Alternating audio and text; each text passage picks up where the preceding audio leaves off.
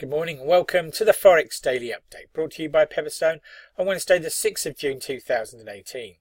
I'm Darren Sinden and you can follow me throughout the day on Twitter by using @DS_Pepperstone.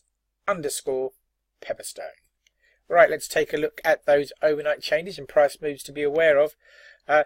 Relatively quiet session over the last 24 hours on the world's foreign exchanges, but there are still some key points to highlight. First of all, the Aussie dollar against the US dollar, the Australian dollar gaining by around 0.54% overnight. Solid gains against the greenback, and we'll look at some of the reasons for that momentarily. But what I would say is it does look very, very positive here. The Australian dollar throwing off those dovish comments from its own central bank earlier in the week. The US dollar on the back foot also against the Canadian dollar and the Mexican peso, down by around 0.24% against each of those currencies. Somewhat counterintuitive, those moves, given talk of failure in NAFTA and a potential for the US to negotiate individually with Mexico and Canada. But dollar index for its part trading at 93.87. Around 0.03% lower overnight, but clearly below that key 94 handle. Right then, what's on the calendar? Events that may move the markets today. Relatively light in terms of key data. Still, though, there is some important points for us to look at, starting with Australian Gross Domestic Product, or GDP, data that came out earlier this morning at 1:30. Good beats in both year-on-year and quarter-on-quarter data. To come then this morning at 06:30 GMT, first of the day's central bank speeches, and this time from ECB member Preye. And then at 7:15 GMT, we'll have CPI data out of Switzerland for May, and that's both on a month-on-month and year-on-year basis. 8 o'clock GMT this morning, Mr. Preye's busy again with another speech, and then he's followed by MPC member Tenreo at 10:40 GMT today. At 12:30 we'll have US trade balance and unit labour cost data out of the US, of course, for April, and in terms of the unit cost of labour, that's Q1 data. 12:30 also sees Canadian trade balance data for April, imports, exports and international merchandise trade.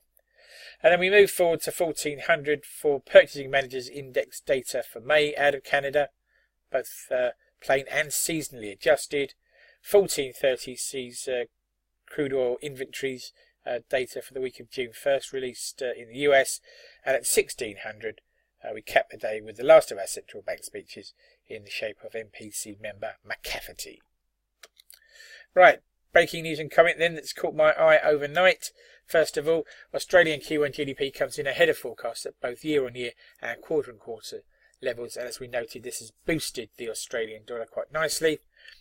But other commodity-related currencies have not fared so well. The Brazilian real hit a 2-year low yesterday versus the US dollar, and this despite the central bank's intervention, so that's something probably to keep an eye on from here.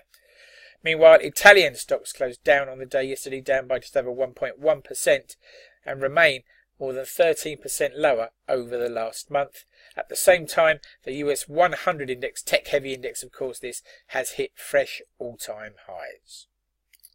Right then, food for thought, something to take away with you into the trading day and beyond. And why not think about this? PMIs, trade and politics have the market's attention this week. However, next week is dominated by central bank interest rate meetings, including one at the US Federal Reserve. There has been some debate recently about how far we are into the US rate cycle at this point in time. But interestingly, research released from Bank of America shows that those Fed cycles often end in a market bust. And this is a very long-term chart dating all the way back to 1915 right through to the present day, but you can see there have been a large number of busts at the top of Fed tightening cycles. So that's food for thought, something to take away with you. Right, risk warning time. Please take a moment to read the risk warning. Trading CFDs and foreign exchange on margin can be a risky business. If you're in any doubt about those risks or the suitability of leveraged products for you, then please contact your Pepperstone account representative. Thank you for your time.